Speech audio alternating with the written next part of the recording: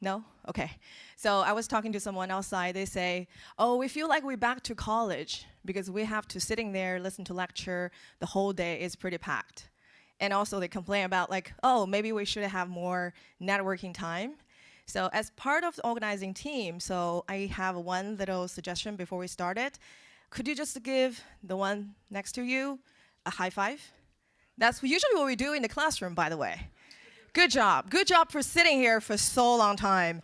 And I know it's really hard to break the ice and to know someone like, I want to talk to the stranger next to me, or I don't want to talk to, I'm waiting for someone to talk to me. We've all been there. So I was talking to the students yesterday for the breakout room. So the high schooler, they just feel like so many people, and they feel like, horrified. And after a while, and after people start talking to them, they feel like, oh, it's not like that scary. By the way, yesterday we see the performer, the pianist. They're all the students from 7EDU. Okay, so let's start it. This is the topic I was given. So how should we prepare our children for the world of the AGI? Why children? How many parents here? Can you raise your hands? Okay, great. What about those who didn't raise their hands? Are you planning to have the kids or not after my speech? Maybe, okay? Because having kids is really challenging, especially with the AI coming. So, a little bit more about myself. My name is Jun. I'm the founder of Leeway School and the 7EDU Impact Academy. I've been working in education for more than 20 years. So, thanks to that speaker who shared about age range, and I'm so glad I'm on the privileged side, okay? All right, so how comfortable are you with AI? So, let's do a test. 1 is very uncomfortable. 10 is very comfortable, okay?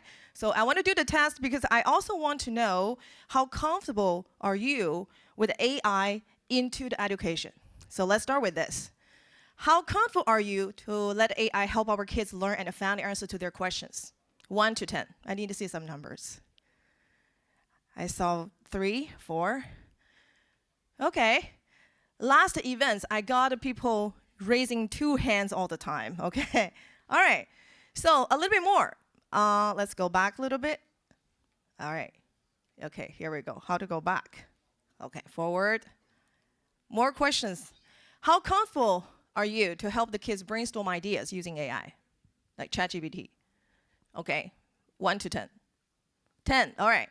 How comfortable are you? Let AI write homework and essay for our kids. I saw 10. We need to talk about that later, okay?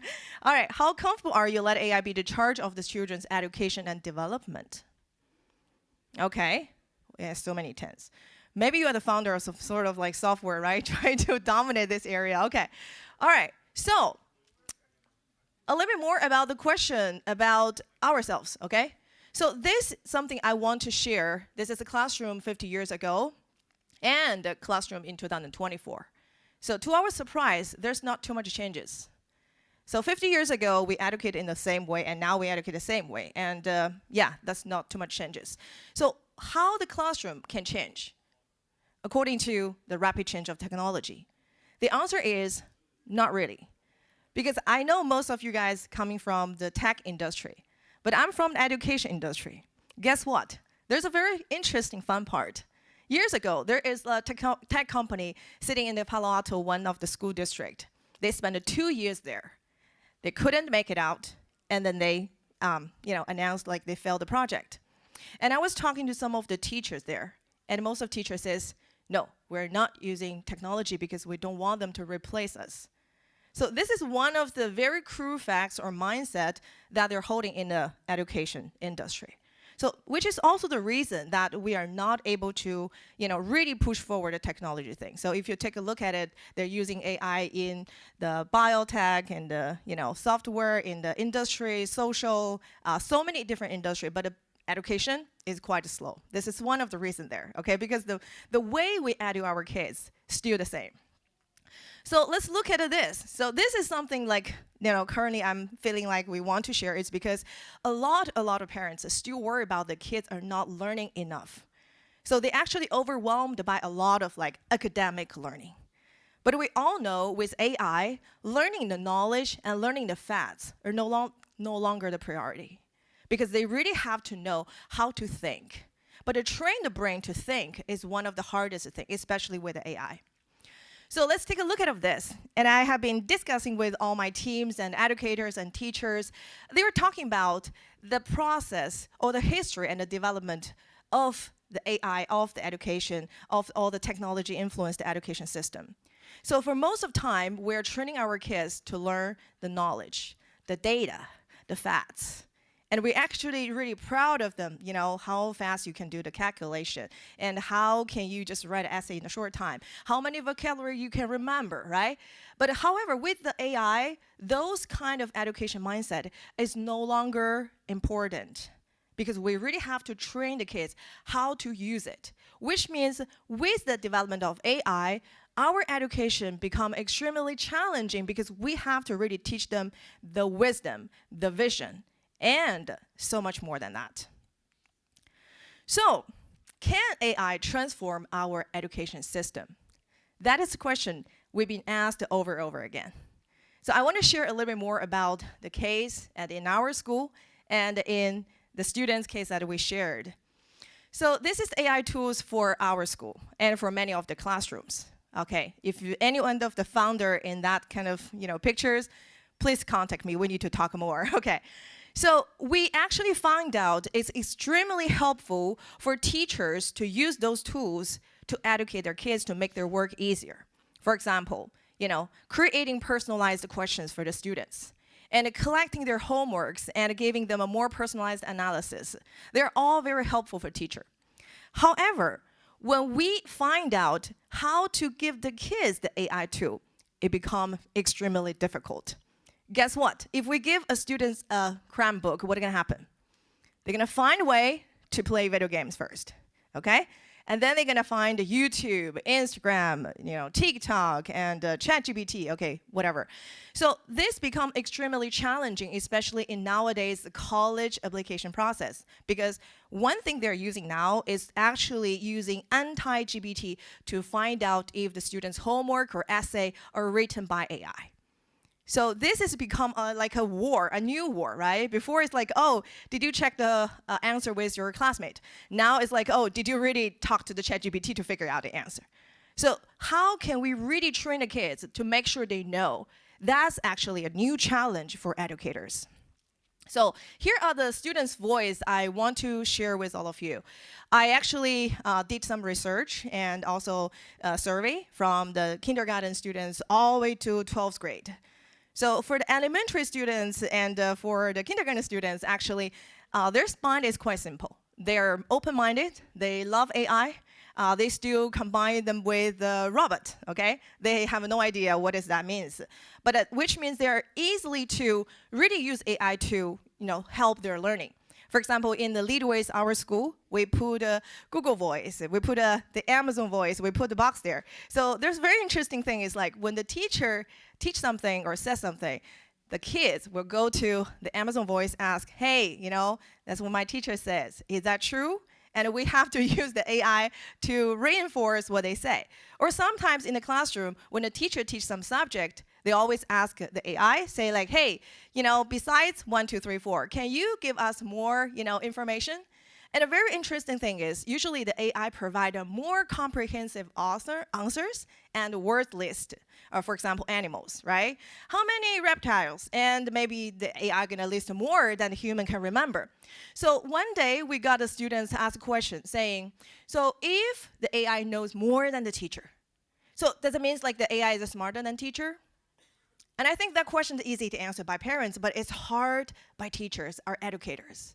So we're facing so many students ask the question like that, and we look at them just showing their face with so much, like a trust, right? They're expecting your answer says like a teacher actually are smarter than AI, but the result is maybe that's not, right? How can we build authority? How can we really let them to still trust the teacher without, disrespecting? So that is the new challenges right now ongoing in the campus with the teachers. Some teachers, they say, oh, I'm really worried about it. That go back to the previous case I shared, why it's so hard to put forward the technology into the education system.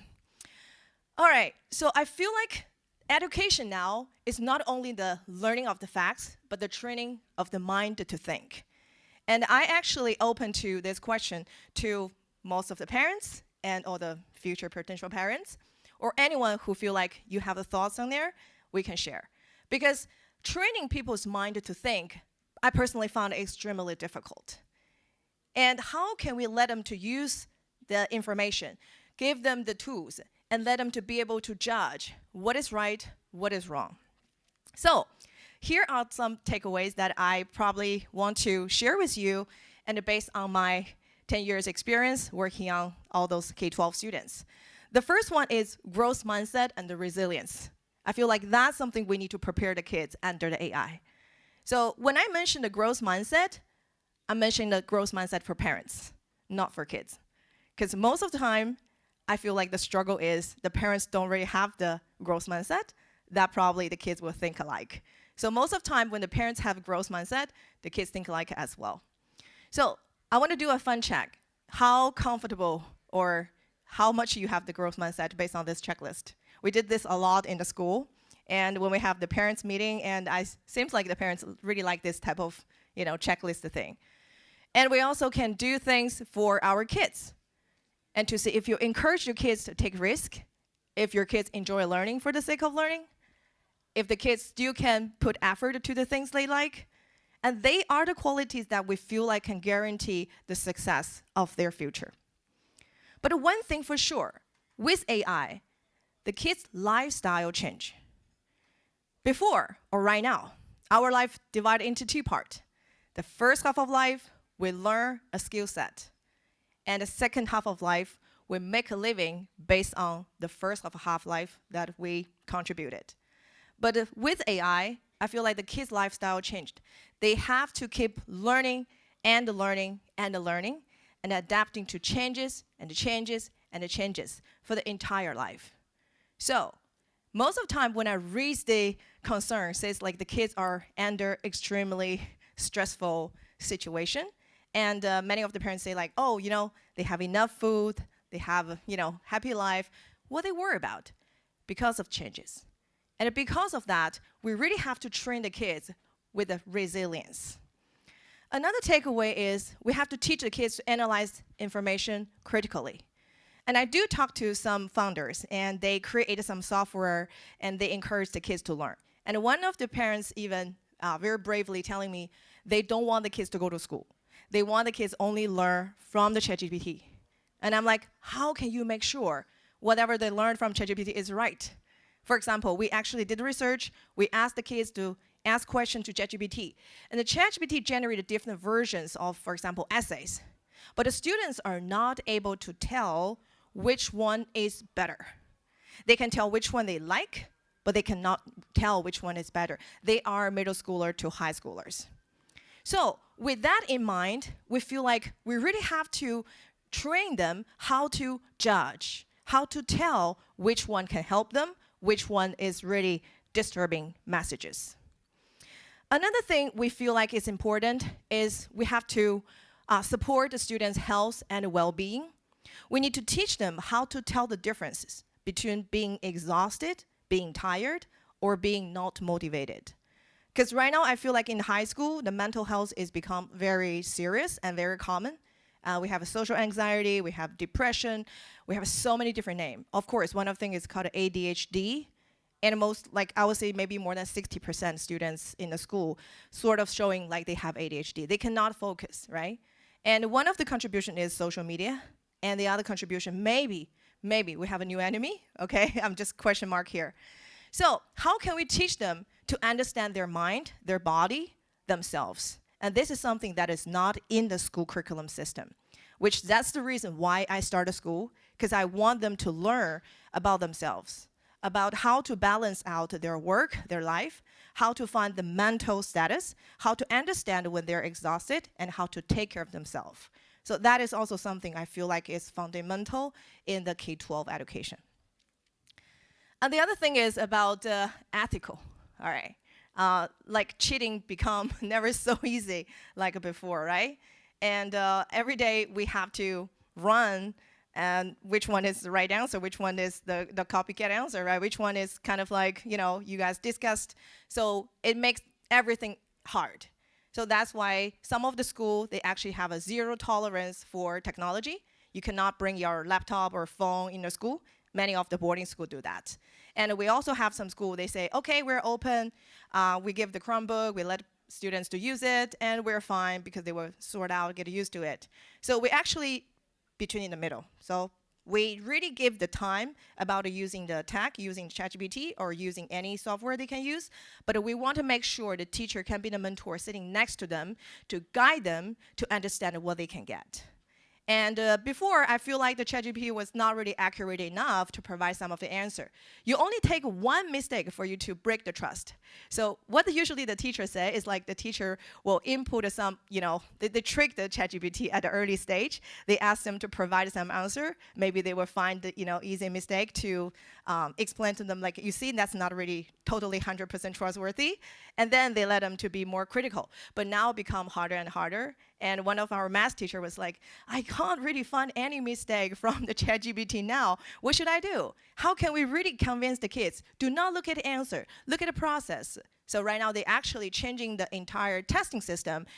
We do not look at the result anymore. We only look at making sure all the steps were written, all the process were explained. So that is also the ethical thing that we have to really explain to the kids and to train them. So my prediction for the education, we're going to have two groups of the students. The gap going to become bigger. One group is the students equipped by the AI, by the resources, and they make research easier than any other time and make everything is so comprehensive. They can learn things faster, they can get more information. And the other group is like students are lazy, they can get answer easily, and they are used by AI. So that's my prediction, and it already shows pretty clear in the entire high school. We found out like extremely for the senior and juniors, and we have to really get a lot of conversation with them about the ethical situation, about how not to be taken by the AI, how not be used by AI. Okay, so I feel like that's the future direction. So I personally feel like the challenge is not really lying in the power of the AI. It's lying in the enduring power of human connection and the human growth. That's my sharing. So I want to use another 2 minutes to actually interact with everyone to see if I can get some input from the parents. So any questions from there? I would love to know some of the thoughts. Okay, go ahead. Okay, you're giving 10 to all the questions. Uh-huh.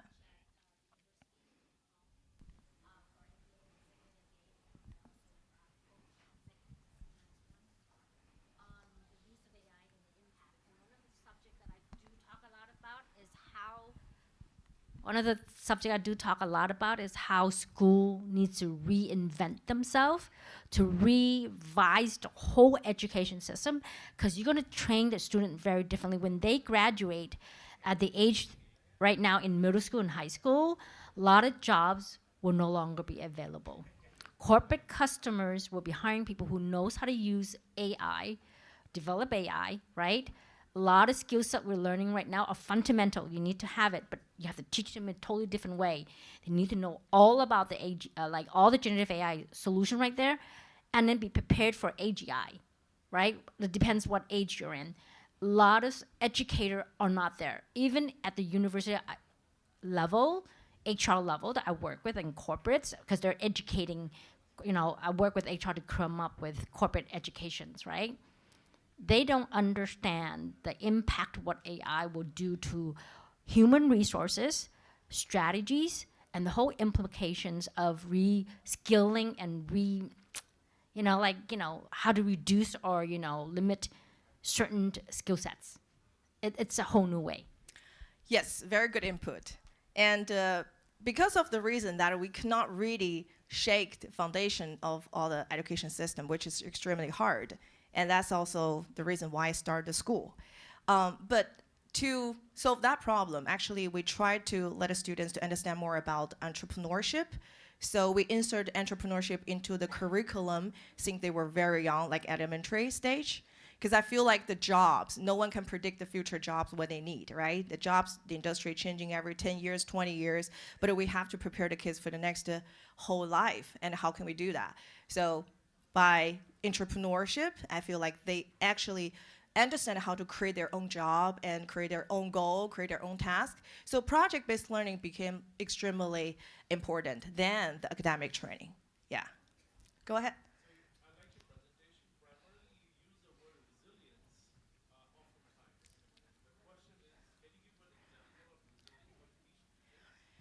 Okay, resilience.